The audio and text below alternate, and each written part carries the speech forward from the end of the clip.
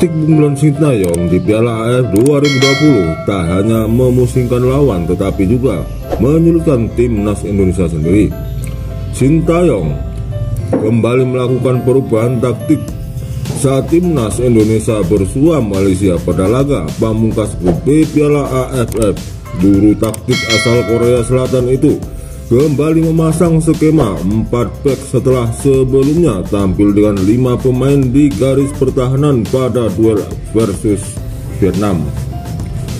Bukan cuma itu, komposisi pemain pun berubah. Kali ini Sintayong memainkan pemain cepat Damir Makik sejak awal pertandingan versus Malaysia. Evan Dimas yang notabene adalah kapten timnas Indonesia malah disimpan Sintayong di bangku cadangan. Taktik itu mengindikasikan bahwa Sintayong ingin timnas Indonesia bermain menyerang pada laga kontra timnas Malaysia. Tidak salah karena duel Indonesia versus Malaysia merupakan penentuan lolos tidaknya kedua tim ke semifinal Piala AFF 2020.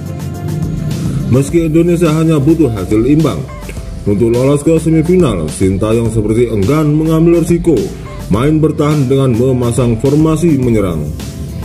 Permainan menyerang timnas Indonesia sempat menimbulkan petaka pada menit ke-13. Gawang mereka jebol Kolgreswara Raj.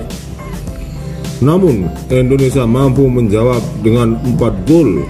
Irfan Jaya mencetak beras 36-43, sedangkan 2 gol lainnya dibuka oleh Pratama Arhan dan Elkan Bagot menit ke-82. Timnas Indonesia pun mengamankan kemenangan 4-1 atas Harimau Malaya, julukan timnas Malaysia.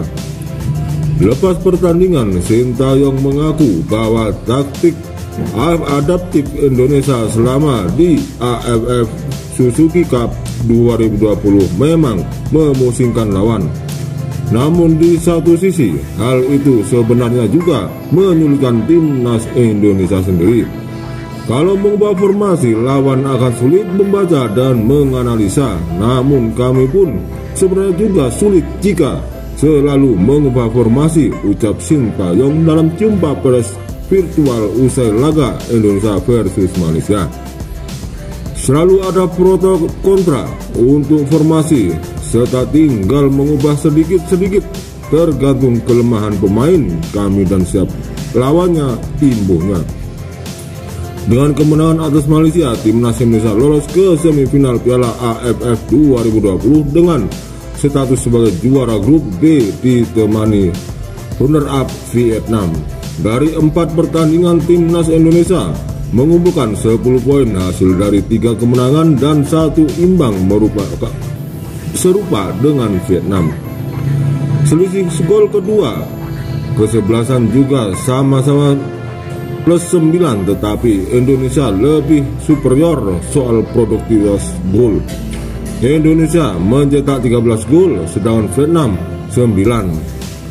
Pada semifinal AFF Suzuki Cup 2020, timnas Indonesia akan melawan runner-up grup B, yakni Singapura, sedang Vietnam bertemu Thailand, juara grup A. Sementara itu, perjalanan Malaysia terhenti di fase grup Piala AFF 2020. Harimau Malaya berakhir di peringkat ketiga grup B dengan 6 poin dari 4 laga. Terima kasih, tim redaksi mohon undur diri.